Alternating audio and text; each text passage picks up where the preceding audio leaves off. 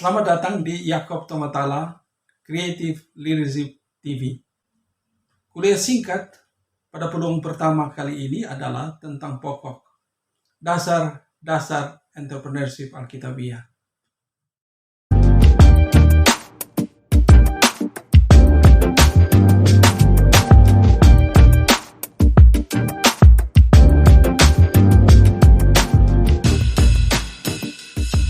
Pokok yang akan saya ketengahkan adalah tentang dasar-dasar pendidikan entrepreneurship Alkitabiah. Nah, karena itu saya mengajak saudara sekalian untuk menyimak dan melihat di screen yang saya share guna meneguhkan kita memikirkan dengan seksama bagaimana kita mengembangkan apa yang kita sebut pendidikan berbasis pendekatan entrepreneurship yang Alkitabiah.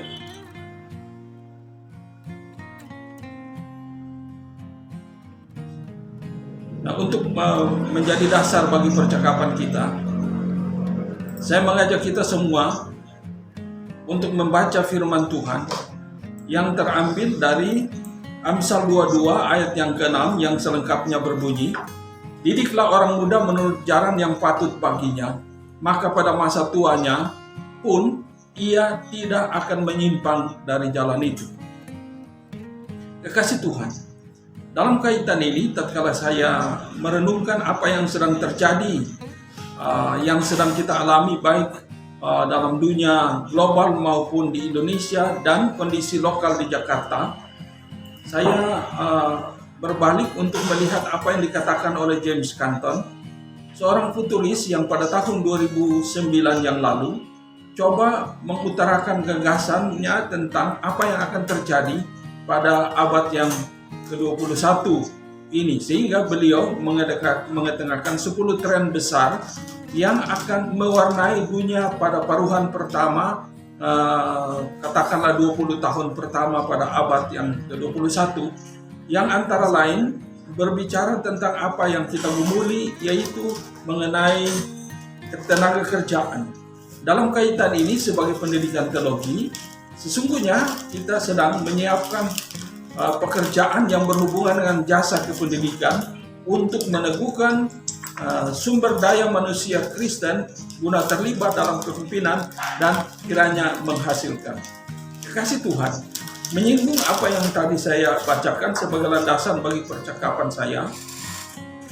Di sini saya ingin memberikan beberapa refleksi bahwa ternyata pendidikan adalah landasan memandirikan manusia dengan nilai luhur yang memberi potensi untuk melindungi kehidupan. Pada sisi yang kedua, pendidikan yang memandirikan adalah pendekatan kependidikan entrepreneurship yang menjadikan peserta didik menjadi mandiri dan kemudian dapat berkiprah dalam dunia kerja atau marketplace dengan sukses. Nah, karena itu, dalam percakapan kita, saya mengetengahkan kompetensi pembelajaran yang kiranya akan kita capai bersama. Workshop ini bertujuan untuk mencerahkan tentang pendidikan entrepreneurship Alkitabiah dalam upaya menolong para pembelajar mengevaluir bagaimana membangun dan mengelola pendidikan entrepreneur guna menghasilkan output kependidikan yang memiliki kemandirian tinggi untuk berkiprah di marketplace dengan pendekatan link and match secara unggul, kompetitif, dan berhasil. Kemudian, kompetensi pembelajaran yang khusus yang dicanangkan adalah bahwa setelah mengikuti workshop ini, pembelajar dapat memahami makna entrepreneurship dan pendidikan entrepreneur, sesudah itu menganalisis dan mengidentifikasi karakteristik pendidikan entrepreneur, kemudian mengevaluir bagaimana membangun pendidikan entrepreneurship guna menghasilkan output pendidikan sebagai manusia mandiri. Pokok pembelajaran yang akan kita diskusikan adalah antara lain gagasan dasar pendidikan entrepreneurship Alkitabiah, kemudian membangun pendidikan entrepreneurship yang kompetitif. Itu dua hal yang akan kita percakapkan. Kita awali dengan membangun dasar pendidikan entrepreneurship. dasar-dasar pendidikan entrepreneurship. Firman Tuhan yang saya angkat sebagai landasan percakapan kita terambil dari Yesaya 50 ayat yang keempat, yang selengkapnya berbunyi, Tuhan Allah telah memberikan kepadaku lidah seorang murid, supaya dengan perkataan aku dapat memberikan semangat baru kepada orang yang letih lesu. Setiap pagi, ia mempertajam pendengaranku untuk mendengar seperti murid. Dari sini kita bisa memberikan beberapa penegasan bahwa pendidikan sejatinya berfungsi menjadikan sang pembelajar sebagai murid sejati yang mau belajar sepanjang kehidupannya, yang melibatkan semua faktor terintegrasi. Pada sisi yang kedua, belajar sebagai proses pendidikan yang berlangsung sepanjang kehidupan setiap individu, terfokus kepada pemandirian untuk hidup dan berkiprah di marketplace. Nah, kekasih Tuhan, kita awali dengan memaknai pendidikan. Alkitab memberikan tempat yang khusus kepada bidang dan peran pendidikan, baik perjanjian lama maupun dalam perjanjian baru. Referensi Alkitab yang Anda lihat sebagai contoh terambil dari Ulangan 6 ayat 4 sampai ayat yang ke-9, dan perjanjian baru Injil Matius 28 ayat 18 sampai 20 yang menegaskan dan berbicara tentang pendidikan. Nah, secara khusus amanat agung Yesus Kristus dalam Injil Matius 28 ayat 18 sampai 20 terfokus kepada menjadikan murid dari segala bangsa atau taetne, di mana kata kerja induk mateteuo dengan kontraksinya memberikan indikasi kuat akan menjadikan murid sebagai inti dari perintah agung. Kata kerja induk mateteuo ini merujuk kepada penegasan akan kepentingan menjadikan murid sebagai fokus utama dalam tugas misi secara khusus. Dalam hubungan ini, kata menjadikan murid sebagai kata kerja induk menegaskan bahwa fokus utama dari amanat agung berkaitan erat dengan kependidikan. Dengan demikian, pendidikan adalah instrumen ujung tombak yang bertujuan untuk pengembangan potensi dan kapasitas individu menjadi kompeten serta mandiri dalam mengisi kehidupan secara berkualitas dan berhasil dalam karir di marketplace. Istilah pendidikan diangkat dari kata Yunani pedagogi atau pedagogos yang bermakna membimbing anak, di mana padanan bahasa Inggrisnya adalah educate, dari kata educare yang artinya to bring up or train a child. Berangkat dari kata educere, dari kata dasar yang berarti out dan ducere yang berarti to lead, draw, bring, yang dilakukan secara formal, informal, dan non-formal. Memaknakan pendidikan, dapat dikatakan bahwa pendidikan adalah suatu proses pembelajaran terbuka, menembus waktu untuk memandirikan peserta didik menjadi relevan, efektif, dan efisien dalam mengisi kehidupan. Selanjutnya, pendidikan yang meneguhkan pembelajar menjadi mandiri dan bernilai guna berarti membimbing dan meneguhkan karakter, memberikan pengetahuan dan keterampilan, atau melatih seseorang guna mengembangkan potensi dan kapasitas untuk berbuat melalui sekolah atau schooling atau belajar atau study, mengajar, teach or instruct, dan sebagainya. Kemudian pendidikan entrepreneurship. Istilah entrepreneur dan entrepreneurship berasal dari kata kerja entrepreneur yang berarti menjalankan, yang menjelaskan tentang seseorang yang piawai mengorganisir, kemudian melakukan suatu usaha secara mandiri, yang indikatornya atau intinya adalah berani sehingga sukses serta memperoleh keuntungan. Nah, dalam hal ini pendidikan entrepreneur menjelaskan tentang upaya memandirikan seorang pribadi menjadi mandiri dengan visi yang memberanikan untuk berpikir unggul. Intinya berani berpikir besar, kemudian berani bersikap unggul, yaitu berani memutuskan atau membuat keputusan atas apa yang dipikirkan dan menggunakan cara unggul atau berani bertindak tepat untuk berkiprah di marketplace.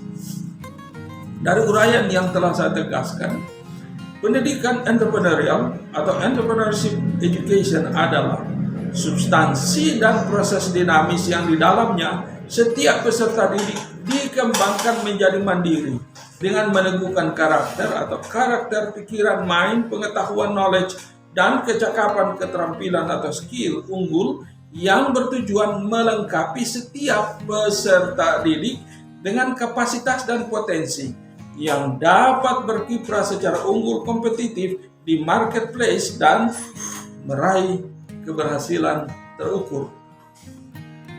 Nah, karena itu kita pindah kepada bagian yang kedua, yaitu membangun pendidikan entrepreneurial.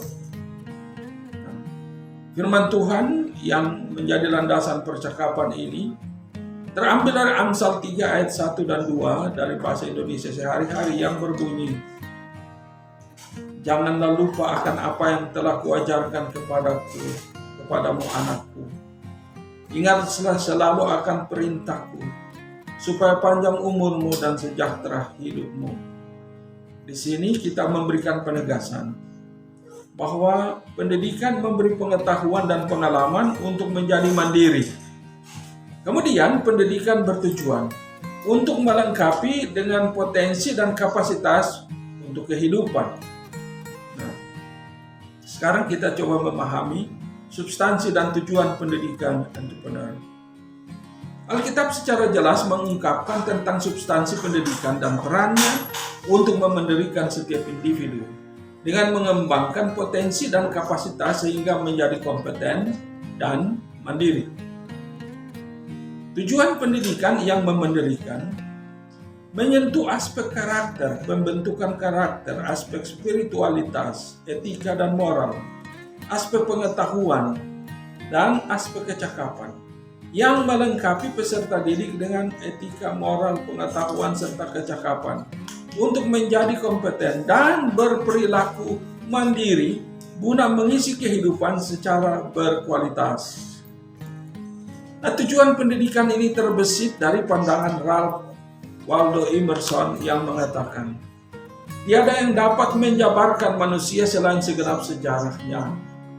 Tanpa tergesa, tanpa terhenti, jiwa manusia maju terus dari awal untuk menyerap tiap kemampuan, tiap pikiran, tiap emosi yang menjadi fitrahnya dari peristiwa-peristiwa." Melihat apa yang dikembangkan oleh Ralph Waldo Emerson ini, bisa ditegaskan bahwa pendidikan mengindikasikan sejarah, pengalaman, dan proses pengembangan potensi dan kapasitas menjadi penuh. Lalu pada sisi lain, hakikat pendidikan entrepreneur adalah proses dinamis pengembangan setiap peserta didik menjadi kompeten dan mandiri dengan keunggulan karakter, yaitu dia punya entrepreneurial quotient, kemudian dia punya pikiran, mind, pengetahuan, knowledge, dan kecakapan atau keterampilan sosial, entrepreneur ekonomi dan teknis yang tinggi, yang melengkapi setiap peserta didik dengan potensi dan kecakapan entrepreneurial menjadi unggul, kompetitif, dan berhasil di marketplace dengan pendekatan link and match yang berarti menghubungkan dunia akademik dan dunia kerja. Itulah yang harus kita jawab dalam membangun pendidikan yang sedang kita kembangkan. Memahami pendidikan entrepreneurial dapat diambil nasihat Abraham Lincoln yang mengatakan, pertama-tama kita mencari tahu dulu di mana kita berada serta kemana arah yang cenderung kita tempuh. Kita akan memutuskan secara lebih tepat apa yang mesti kita kerjakan dan bagaimana melakukannya. Dari gagasan ini dapat ditegaskan bahwa pendidikan entrepreneur dari perspektif yang telah dikemukakan di atas diawali dengan mengenal potensi. Kemudian menetapkan fokus pengembangan diri serta cara yang tepat untuk mendidik guna berkembang menjadi kompeten dan mandiri dengan potensi dan kapasitas unggul untuk berkiprah di marketplace secara efektif dan efisien. Nah, dikasih Tuhan. Kemudian aspek pendidikan entrepreneur yang perlu ditetapkan atau dikemukakan adalah bahwa pertama, pendidikan adalah instrumen yang melengkapi para peserta didik untuk memaknai, menghayati, dan mengisi kehidupan nyata.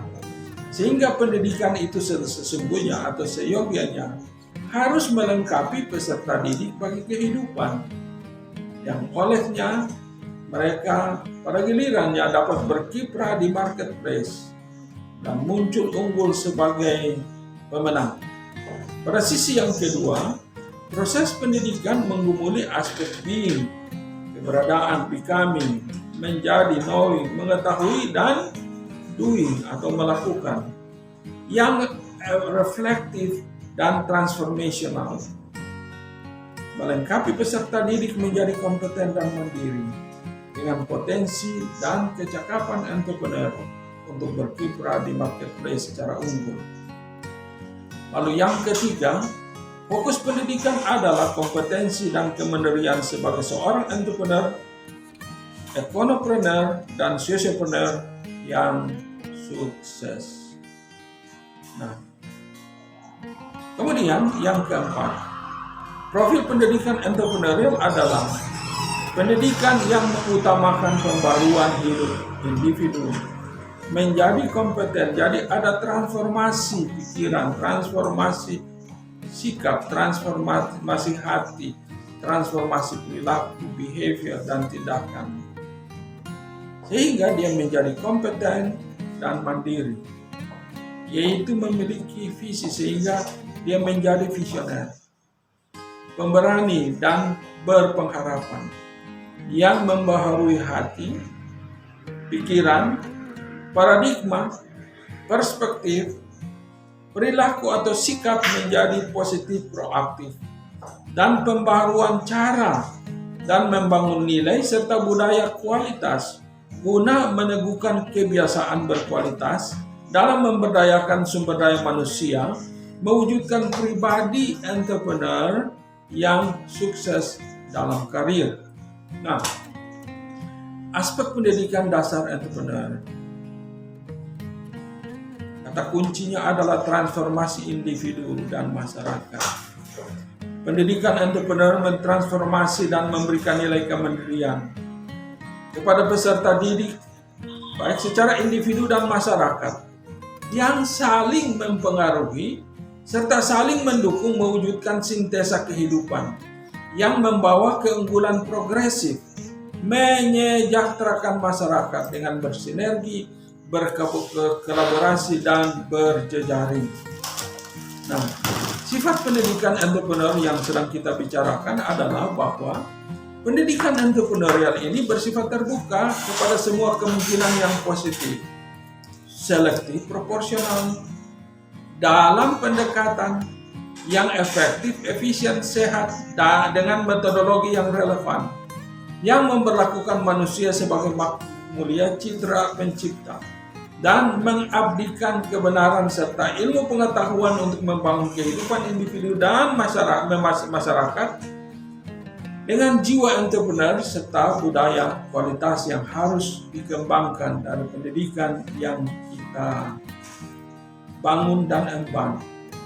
Nah, fokus pendidikan entrepreneur adalah bahwa pendidikan entrepreneurial itu terfokus kepada pengembangan manusia entrepreneur, di mana ada aspek rohani, spiritual quotient, aspek kognitif, intelligence quotient, aspek affective, habitual quotient, aspek psikomotor yang melibatkan social, entrepreneur, economy, and technical quotient, menjadi pribadi mandiri yaitu manusia pembangun yang spiritual, etis, moral, berpengetahuan dan cakap, serta altruis, sosialis, kulturalis, entrepreneurial, ekonomis, pragmatis, yang kompeten dan mandiri sebagai pelaku kerja yang sukses. Kemudian falsafah pendidikan yang menjadi dasar bagi pendidikan entrepreneurial. Pendidikan entrepreneur dibangun di atas falsafah yang khas, antara lain. Saya mengutip dari Paulo Freire, bahwa pendidikan adalah jalan menuju pembebasan yang menyentuh dua tahapan, yaitu pertama, pendidikan menjadikan manusia sadar tentang penindasan yang menimpanya, dan kedua, pendidikan seharusnya membangun tahap pemantapan dengan aksi-aksi budaya yang membebaskan. Gagasan Freire ini menegaskan bahwa pendidikan bertujuan menjadikan manusia menjadi kompeten dan mandiri, ditandai potensi dan kapasitas entrepreneur tinggi dengan indikator. Pertama, pendidikan entrepreneur membebaskan untuk menjadi mandiri dengan meneguhkan untuk mengenal diri dan faktor-faktor penghambat kebebasan untuk berkembang. Jadi gagasan Freire ini kita terapkan di sini dengan menegaskan bahwa pendidikan itu seharusnya membebaskan dari kotak-kotak konseptual yang membelenggu, kotak-kotak budaya yang juga membelenggu, dan kebiasaan-kebiasaan yang tidak mandiri, tidak praktis, dan tidak tepat terap pada situasi yang terus berubah di depan. Sehingga harus ada pendekatan pembebasan untuk menjadikan peserta didik itu mandiri. Diawali dengan mengenal diri dan faktor penghambat kebebasan untuk berkembang. Lalu yang kedua, pendidikan entrepreneur yang membebaskan meneguhkan untuk berkembang menjadi instrumen pembebasan. Tujuannya adalah untuk melakukan tindakan pembebasan nyata dengan membawa transformasi kehidupan ke arah yang lebih baik.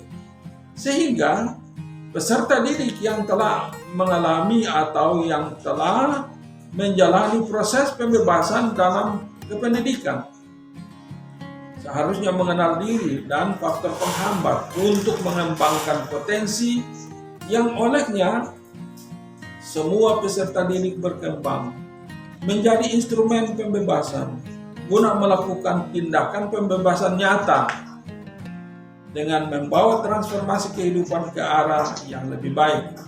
Kita tidak sekedar berbicara tentang aspek spiritual, walaupun aspek spiritual itu penting dan menduduki tempat yang primer. Kita berbicara juga tentang pendekatan pembebasan yang holistik, sehingga kita menyentuh aspek entrepreneur, aspek ekonomi, aspek sosial, aspek politik, aspek teknologi, aspek pendidikan, aspek kesehatan, kemudian aspek-aspek lain yang berkenaan dengan kehidupan nyata di lapangan yang harus kita sentuh. Sehingga Injil itu bisa berbicara dalam segala bidang hidup yang membebaskan secara otentik, holistik, menyeluruh, dan menjadikan manusia menjadi makhluk yang menandakan bahwa ia terbebaskan mewujudkan citra pencipta dalam lingkungan di mana dia ada untuk terus berkembang dan menjadi manusia pembangun dalam konteks kehidupan nyata. Nah, pada sisi yang lain, memberikan ulasan tentang pendidikan, maka John Dewey mengatakan gagasan yang mendasari pemahaman saya tentang pendidikan adalah keterkaitan timbal balik antara pengetahuan dan tindakan, dalam hal ini bentuk abstraknya. Gagasan Dewey sesungguhnya menegaskan bahwa falsafah pendidikan entrepreneur mengharuskan adanya link and match. Dengan kata lain, pendidikan yang kita kembangkan seharusnya melengkapi peserta didik dalam khasana akademik dan orientasi kerja di lapangan, sehingga tatkala mereka selesai, mereka itu menjadi pribadi-pribadi kompeten, pribadi-pribadi mandiri yang dapat menerapkan ilmu pengetahuan dalam bidang pembangunan yang real di lapangan. Nah, menghubungkan dunia akademik dan marketplace yang ditandai dengan adanya pendekatan yang efektif, efisien, sehat, tangkas, kolaboratif, optimal, dan produktif yang mendemonstrasikan kematangan psikologis dan kerja secara berkualitas di lapangan. Dengan kata lain, output dari pendidikan entrepreneur mengharuskan adanya link and match yang nyata yang menghubungkan apa yang dipelajari di kelas dengan pekerjaan nyata yang real di lapangan, sehingga olehnya setiap output pendidikan alumni yang kita hasilkan seharusnya menjadi manusia-manusia pembangun yang menyentuh pembangunan nyata, di mana tatkala menghadapi keadaan ekonomi yang ditimpa oleh krisis seperti yang sedang kita hadapi, mereka tahu bagaimana meresponinya menghadapi kemelut sosial, kesehatan, politik, dan sebagainya. Ada respon yang memadai untuk meneguhkan orang-orang yang dipimpin agar keluar dari tekanan-tekanan dari bidang-bidang yang telah saya sentuh tersebut. Sehingga olehnya nyata bahwa hasil pendidikan berkualitas itu bukan saja di kelas tetapi terbukti di lapangan, di marketplace. Nah, pada sisi yang lain kita bicara tentang matra pendidikan entrepreneur yang mengharuskan kita untuk merumuskannya, bagaimana kita membangun kependidikan entrepreneur yang bisa menghasilkan manusia kompeten dan mandiri untuk menjadi manusia pembangun. Nah, matra pendidikan entrepreneur meliputi pendidikan dengan paradigma kemandirian, kemudian pendidikan dengan sistem kependidikan yang inklusif, lalu pendidikan dengan sistem manajemen yang berorientasi kepada kualitas total. Kita awali dari yang pertama, bahwa matra pendidikan entrepreneur dengan paradigma kemandirian menegaskan atau melibatkan unsur pemimpin dan naradidik sebagai unsur pelaksana yang berjiwa entrepreneur, berparadigma terbuka dan besar, serta bersikap proaktif.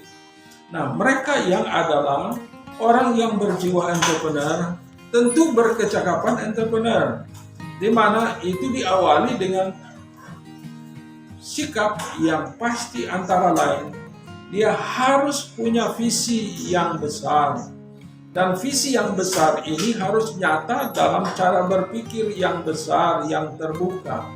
Cara berpikir yang besar yang terbuka harus didukung oleh keberanian untuk bersikap, membuat keputusan, mengambil dan menangkap peluang. Kemudian harus ada keberanian untuk bertindak dengan cara tertentu, meresponi peluang dan situasi yang dihadapi, untuk melakukan hal-hal yang telah ditetapkan dengan cara yang spesifik guna menggapai keberhasilan yang besar. Dalam hal ini harus ada paradigma terbuka yang melihat semua kemungkinan. Mengapa? Karena orang dengan paradigma terbuka sajalah yang akan menemukan salah satu dari sekian banyak kemungkinan, yaitu kemungkinan terbaik untuk dilakukan dalam menghasilkan hal-hal yang nanti bernilai tambah, bernilai guna, dan menandakan adanya pencapaian besar dalam karir dan kepemimpinan. Nah, pada sisi lain semua ini harus disikapi secara proaktif. Jadi unsur pemimpin dan naradidik itu sebagai unsur pelaksana harus berjiwa entrepreneur, berparadigma terbuka, dan berpikir besar serta bersikap proaktif. Kemudian yang kedua, mengembangkan naradidik menjadi entrepreneurial oriented leader. Jadi naradidik itu haruslah berorientasi kepada entrepreneur, kecakapan entrepreneur, jiwa entrepreneur, dengan jiwa dan semangat kemandirian yang tinggi dalam proses yang saya sebut life-giving atmosphere, guna menghasilkan produk yang entrepreneurial end.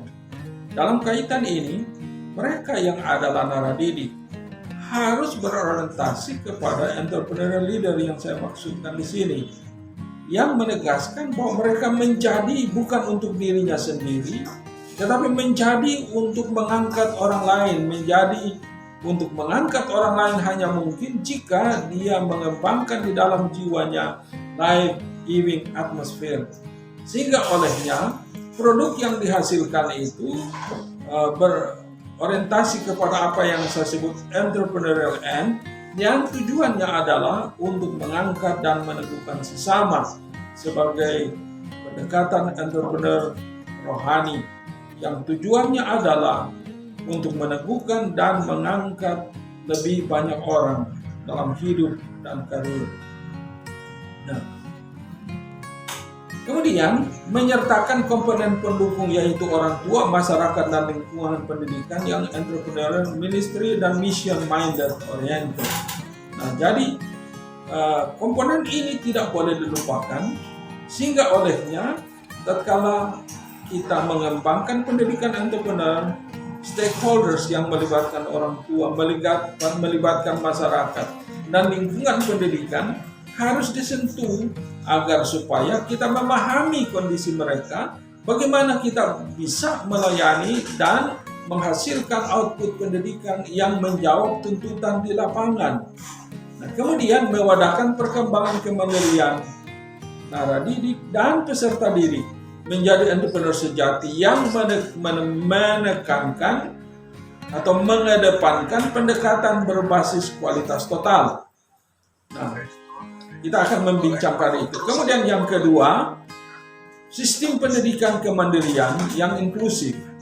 Nah, dalam kaitan ini kita harus menyiapkan komponen dasar, yaitu pemimpin atau unsur pemimpin, naradidik, dan staf akademik dan administratif yang kompeten. Ada integritas karakter, ada kapabilitas pengetahuan kompetensi yang khas lebih, serta kapabilitas kecakapan sosial teknis andal dengan kemandirian tinggi sebagai entrepreneur sejati, yaitu manusia mandiri yang dilengkapi pikiran unggul, keberanian unggul, cara unggul yang kompetitif. Kemudian yang kedua, menyiapkan komponen esensial, yaitu kurikulum yang berorientasi kemandirian yang meliputi konteks, konten, metodologi, teknologi, lingkungan pembelajaran, dan sistem serta elemen kependidikan yang relevan. Sesudah itu, menyiapkan komponen pendukung, yaitu sarana prasarana dana dengan pengelolaan yang tepat guna, bersasaran dengan semangat entrepreneurship. Nah, ini adalah sistem pendidikan dengan paradigma kemandirian yang inklusif yang melibatkan stakeholders, antara lain pemerintah ataupun swasta.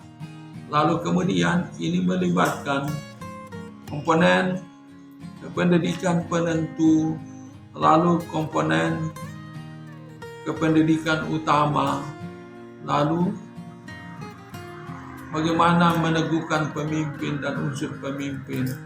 Kemudian ada di situ komponen kependidikan dukungan orang tua, kemudian mahasiswa masuk, proses kependidikan, mahasiswa keluar, dan kemudian hasil pendidikan yang didukung oleh lingkungan yang menunjukkan adanya dukungan dana, sarana, prasarana, guru atau dosen, kemudian kurikulum, lalu lingkungan pendidikan internal, bahkan eksternal yang mendukung, sehingga semua ini harus diperhitungkan dalam mengembangkan pendidikan entrepreneurship dengan paradigma yang inklusif. Nah, kemudian pendidikan dengan manajemen kualitas. Mengelola pendidikan dengan orientasi kemandirian dapat dilaksanakan dengan suatu ancangan total quality management yang meliputi 3 komponen, antara lain komponen kualitas kependidikan, kemudian komponen kualitas manajemen, lalu komponen rancang bangun sistem total quality management. Nah, yang pertama komponen kualitas kependidikan. Dalam komponen kualitas kependidikan, pada sistem manajemen pendidikan dengan sistem orientasi total quality management ini melibatkan pemimpin kompeten yang partisipatif, yang terbuka, demokratis dan kredibel, jujur, disiplin, kerja keras, kerja baik, kreatif, inovatif, komunikatif, berorientasi, jaringan dan berjiwa serta berkecakapan entrepreneurship.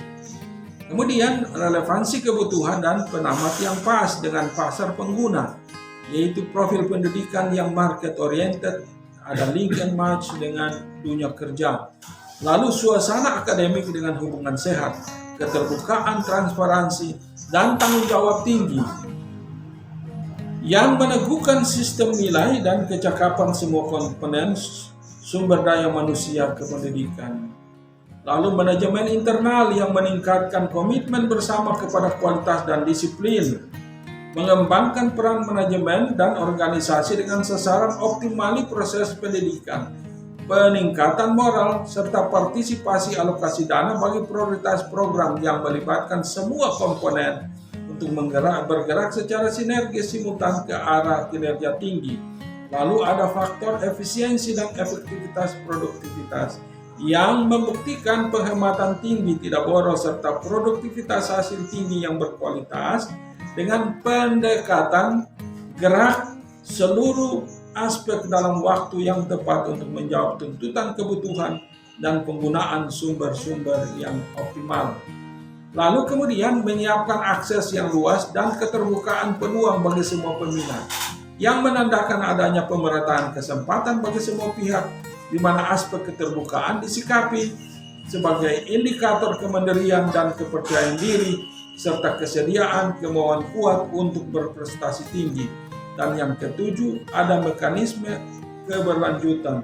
Di situ ada sustainability, continuity atau continuing development dengan kemampuan mencipta kebutuhan yang menarik minat, yang diwujudkan secara kreatif, inovatif, responsif, sehingga institusi terus berperan secara konsisten dan unggul, secara terus-menerus dengan daya jual serta daya saing yang tinggi dan terus diminati dalam segala situasi. Sesudah itu komponen kualitas manajemen yang melibatkan karakteristik kualitas lebih baik, penamat, kompeten dan mandiri, lebih cepat, tersedia sewaktu dibutuhkan, lebih terjangkau, dapat diperoleh dan dapat digunakan atau didayagunakan. Kemudian elemen kebutuhan dari sisi peminat, persaingan, pembiayaan, perubahan dan pergeseran kebutuhan. Sesudah itu nilai inti total quality management. Kualitas dalam pandangan peminat. Jadi pendidikan yang kita kembangkan harus berorientasi kepada kualitas dalam pandangan peminat. Bagaimana seharusnya kita memahami kualitas dalam pandangan peminat sehingga kita tidak mengerjakan sesuatu dengan menetapkan kualitas berdasarkan pikiran yang subjektif, tetapi dengan ini ada pendekatan kependidikan yang lebih objektif.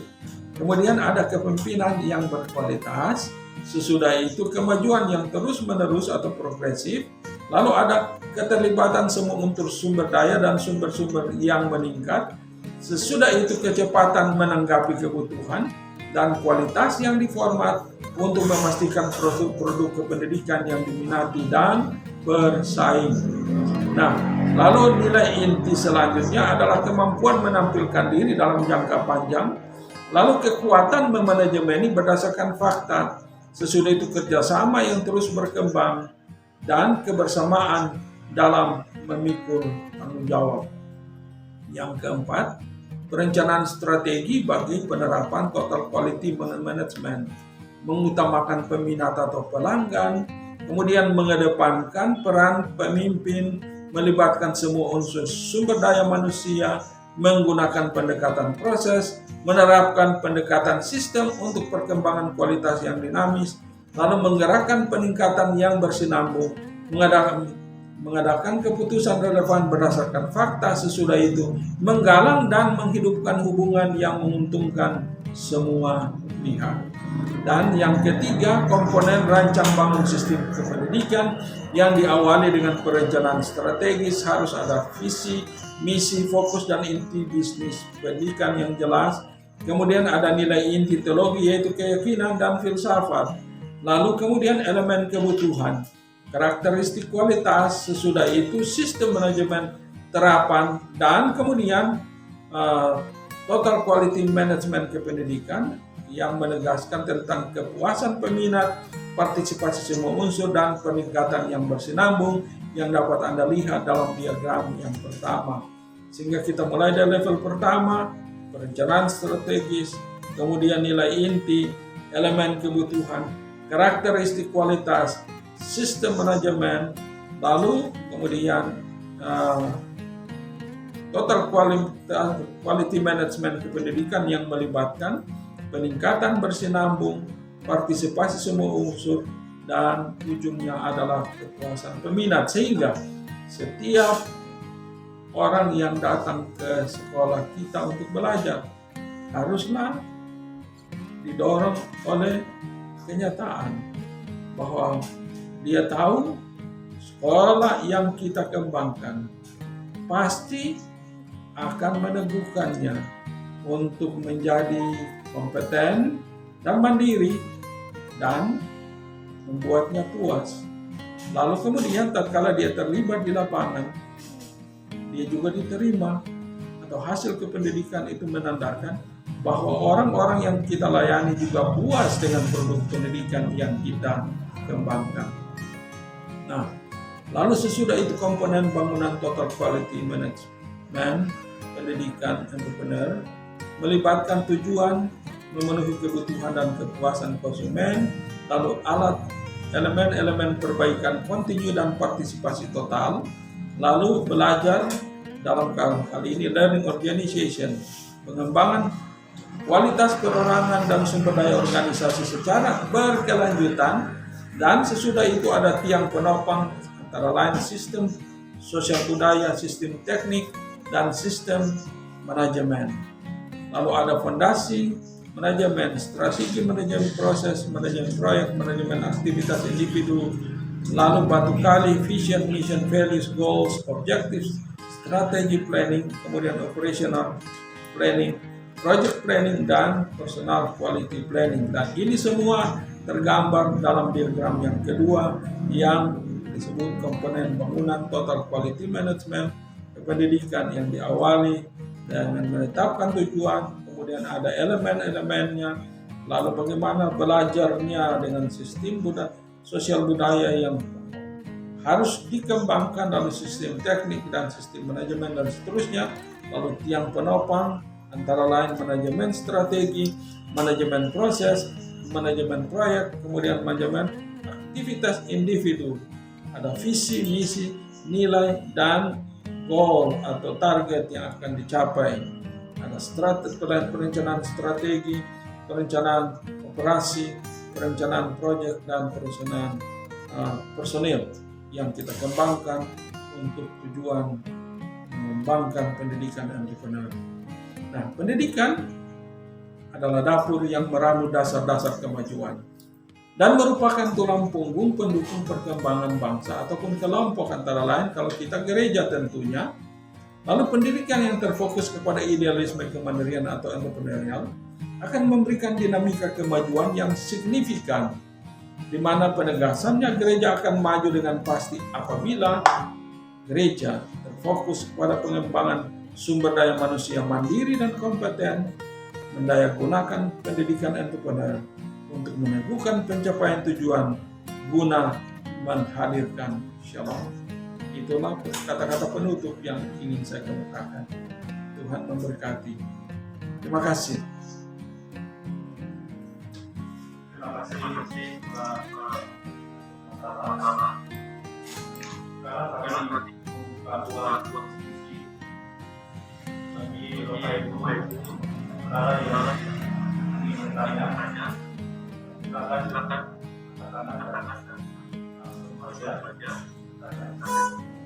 Baik, silakan.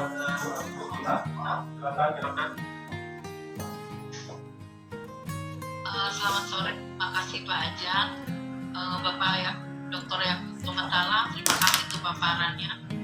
Dan saya melihat bahwa inilah yang ditunggu-tunggu di dalam dunia marketplace sekarang ini. Nah, pertanyaan saya Bapak, ini adalah rancang bangun untuk kita memulai katakanlah seperti itu, untuk membangun satu pendidikan entrepreneur.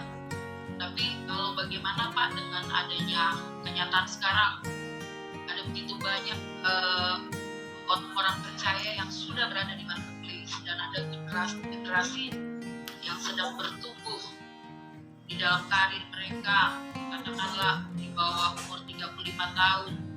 Tapi yang ada sekarang ketika mereka membutuhkan satu pendidikan entrepreneur, baik secara spiritual, secara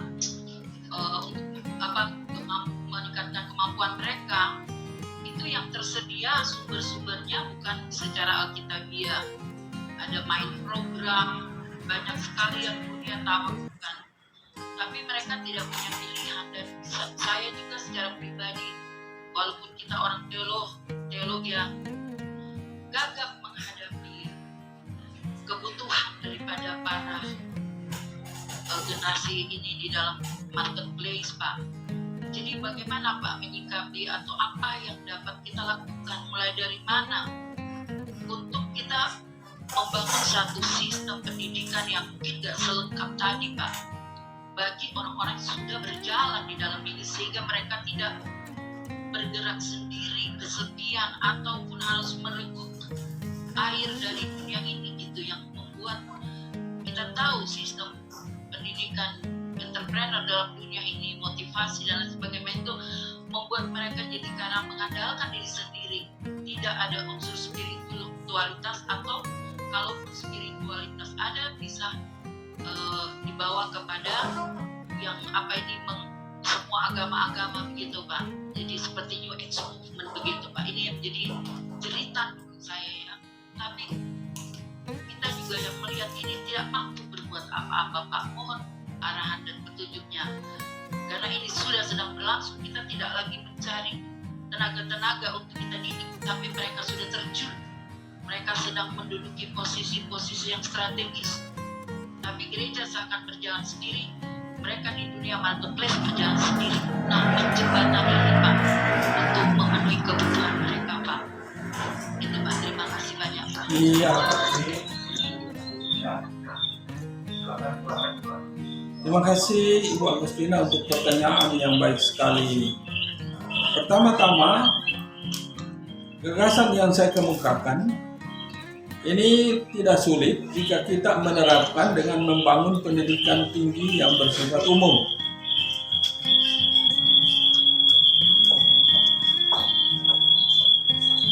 Ada yang mau buka Jenny?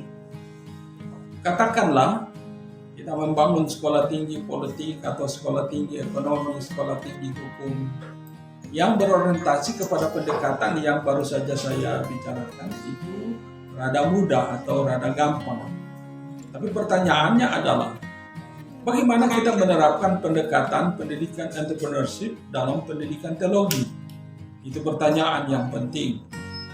Pertama-tama kita dihadang oleh kenyataan bahwa kebanyakan orang berpendapat bahwa pendidikan teologi itu menyiapkan pemimpin rohani. Pemimpin rohani mana harus berkutat dalam bidang-bidang rohani untuk membawa orang kepada Tuhan. Itu benar. Tetapi pada sisi lain, pendekatan seperti ini begitu inklusif dan mengabaikan kenyataan bahwa kepemimpinan yang dijalankan oleh pemimpin rohani juga menyentuh aspek-aspek dunia yang kompleks. Sehingga pendidikan kita seringkali menghasilkan para rohaniawan yang hebat, tetapi tatkala mereka dihadang oleh kenyataan tantangan kehidupan ekonomi, tantangan kehidupan politik, atau masalah sosial yang lainnya, terjadi kesulitan hebat untuk memberi jawaban, bahkan menghasilkan solusi yang baik. Yang kedua, kita lihat bahwa istilah entrepreneur dan entrepreneurship sudah dimaknakan dengan terjemahan Indonesia, yaitu wirausaha. Istilah wirausaha ini tentu berorientasi kepada apa yang kita sebut bisnis atau kehidupan ekonomi. Nah, sehingga pertanyaannya, apakah pendeta bisa menjadi entrepreneur alias menjadi pedagang? Dan itu menjadi masalah besar, karena sejatinya tatkala setiap orang memutuskan untuk bidang kerja apa saja, lalu dia menduakan sikapnya terhadap pekerjaan yang sedang dia lakukan, dan secara khusus melakukan pekerjaan bisnis sebagai tambahan, maka masalahnya adalah bahwa dia akan memperhatikan yang satu dan mengabaikan yang lain. Dan bisa saja pelayanan terabaikan karena pendekatan seperti ini. Kemudian hal lain, istilah entrepreneurship ini karena menghadang sebegitu rupa, yang olehnya sudah terlihat bahwa mereka yang disebut entrepreneur itu adalah mereka yang berkutat dalam dunia umum, secara khusus bidang bisnis, perdagangan, dan sebagainya. Sehingga ada kesulitan yang dihadapi oleh para pelayan. Karena kalau para pelayan berbisnis dalam arti berdagang, implikasinya bisa menjadi negatif. Nah, karena itu gagasan yang diketengahkan di sini menganjurkan ada pendekatan entrepreneurship yang menjelaskan bahwa mereka yang belajar di sekolah teologi yang berorientasi kepada pendidikan entrepreneur mengharuskan para pemimpin, baik sebagai pemimpin akademik maupun sebagai pemimpin yang terlibat dalam proses pengajaran, semua harus berorientasi kepada gagasan entrepreneur, yaitu harus punya visi besar, punya keberanian untuk berpikir, bersikap, bertindak dengan cara tertentu, harus membuktikan diri sebagai kompeten dan mandiri. Itu harus. Dan itu harus dirumuskan berdasarkan gagasan Alkitab dari satu sisi, lalu dengan sikap keterbukaan yang dikembangkan untuk mewujudkan output pendidikan yang nanti akan berkiprah dengan mengadakan penyentuhan yang menyeluruh, sehingga tatkala kita menghasilkan produk pendidikan, output pendidikan, maka wisudawan itu tidak sekedar melayani secara rohani, tetapi bisa menjadi kader-kader pembangunan yang holistik, yang bisa menyentuh aspek ekonomi bukan untuk dirinya, tetapi mengembangkan jemaat atau orang-orang yang dilayaninya untuk mandiri secara ekonomi, untuk mandiri secara pendidikan, mandiri secara politik, dan sebagainya. Sehingga para pemimpin itu harus berkecakapan entrepreneur yang olehnya ada kemampuan untuk memberikan partisipasi dalam membangun orang-orang yang dilayani, sehingga pada gilirannya orang-orang yang dilayani itu bisa menjadi produktif, bisa berhasil di marketplace, dan ada imbasan kepada apa yang dilakukan oleh pemimpin yang adalah jebolan pendidikan teologi kita.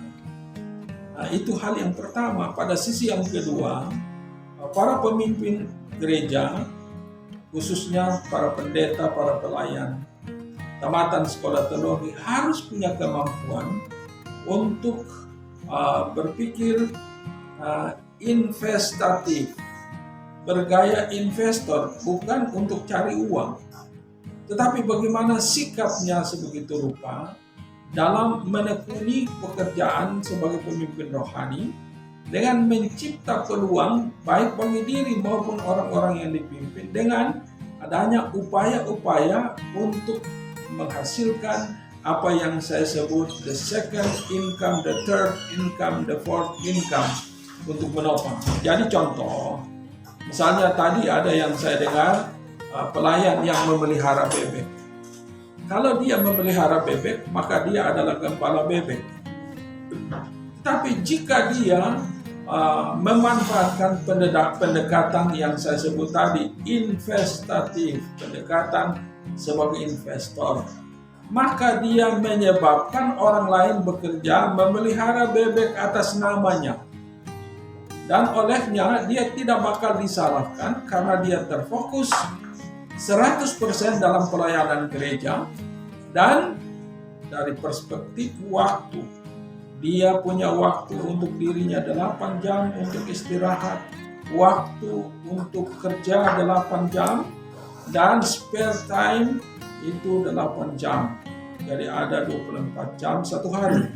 Maka spare time yang 8 jam itu dapat dia gunakan untuk pendekatan investatif tadi, yang olehnya dia mengupayakan sesuatu yang bisa menghasilkan the second income, the third income, the fourth income, tanpa mengganggu fokus pelayanan inti yang sedang dia lakukan, baik sebagai dosen, baik sebagai pendeta jemaat, baik sebagai pendeta dalam bidang-bidang tertentu atau pelayan dalam bidang-bidang tertentu yang diwujudkannya secara purna waktu, purna daya, tanpa mengganggu apa yang dikerjakannya, dan menutup peluang bagi penyimpangan, menutup peluang untuk disalahkan.